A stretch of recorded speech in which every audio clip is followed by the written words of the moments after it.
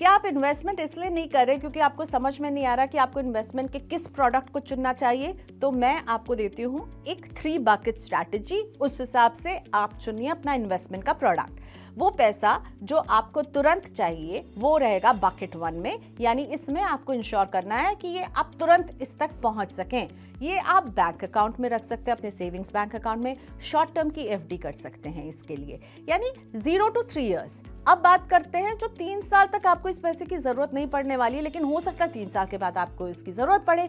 ये होगा बकेट 2, जिसमें आप अगेन कुछ डेट फंड्स, लिक्विड फंड्स या फिर म्यूचुअल फंड्स में आप हाइब्रिड फंड्स, जिसमें इक्विटी और डेट दोनों का मिश्रण होता है, क्योंकि इसमें आप ज्यादा रिस्क नहीं ले सकते। 3 साल के बाद हो सकता है इसकी जरूरत पड़े या हो सकता है नहीं जरूरत पड़े। अब आते हैं बकेट नंबर 3, वो पैसा जो लॉन्ग टर्म का पैसा है। आप बहुत श्योर है कि 5 साल तक तो आप इस पैसे को छुएंगे नहीं, हो सकता है 10 साल तक आपको इस पैसे की जरूरत नहीं है। इस पैसे को लॉन्ग टर्म में ग्रो करने के लिए आप इक्विटी से जुड़े इंस्ट्रूमेंट्स जैसे कि इक्विटी म्यूचुअल फंड्स या फिर इक्विटी, डायरेक्ट इक्विटी स्टॉक्स में इन्वेस्ट कर सकते हैं। लेकिन ध्यान रहे, लॉन्ग टर्म का नजरिया होना चाहिए, ट्रेडिंग का नहीं नजरिया होना चाहिए।